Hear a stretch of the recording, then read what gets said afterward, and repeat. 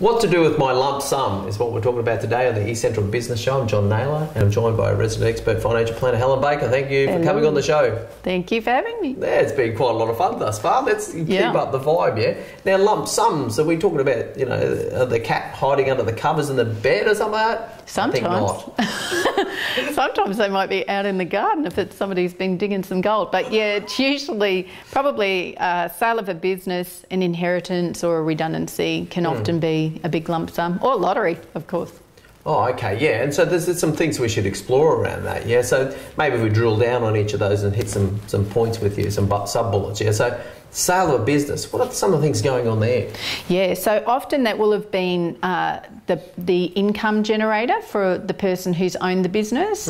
So that's a great way to have some control over your income. But obviously that ongoing will cease, but also what will cease is the ability to maybe charge your car and the petrol and travel. All of those things that you probably could attach to the business will go. So you have to add back that these kind of costs you're going to have to start to plan for yourself. So usually you need more money going forward. Okay, and there's obviously capital gains is a big deal. I mean, I've never looked at settling a business, but I presume that if you get $1 million purchase price for your digital marketing company, at some point you're going to have to pay some tax on that sale price, yeah? Yes, that's true. Actually, there probably is some capital gains tax, but there's actually some benefits that you can get depending on the lifetime of that business. You can get some exemptions for doing it. So that, along with some other special benefits you get for putting some extra money into super and things like that. So there are some ways that they can manage. Oh, okay. So if you've been around 19 years, for say. Right. Yeah, there's some. When do those sorts of things kick in?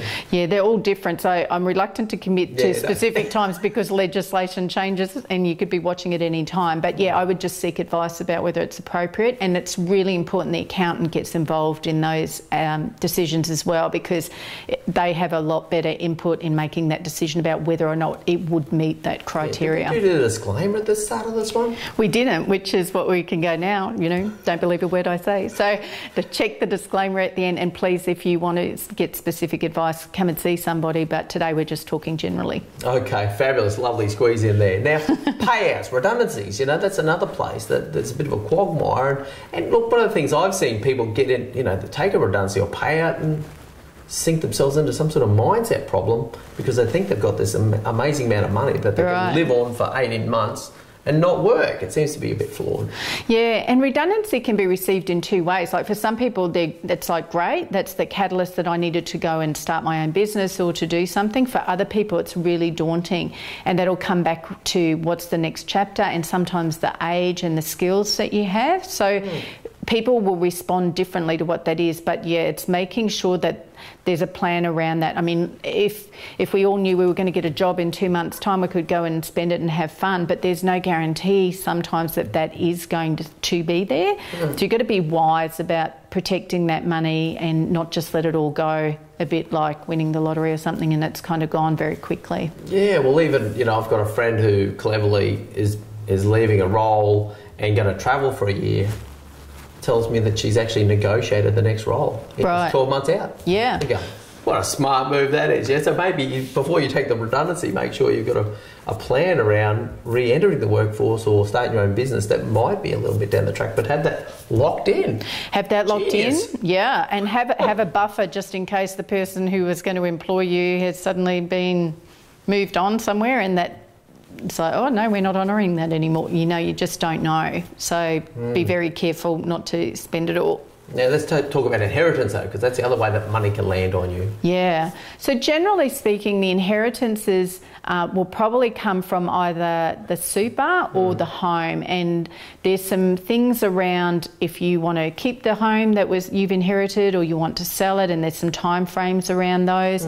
But again, it comes back to this lump sum and how does that fit with your life plan and what should you do with that money? And obviously you don't want to waste it because once it's gone, it's gone. So you want to be avoiding the mistakes that a lot of people make when they inherit a lump sum of money. Yeah, sure. Now that other one we probably touched on, I hadn't even thought about it, but it happens from time to time, and usually they go and blow it, is some sort of win on the gold lotto or buy a prize home, and you see them on a slippery slope. What is the statistics around that? I think the majority of people that win big money, it lasts about 2 years and they're back where they were. Yeah, there is some glaring statistics which are quite sad. It's interesting that the industry there has moved on to, instead of giving necessarily big lumps anymore, but giving them an ongoing income amount, so $20,000 a month for life or things like that.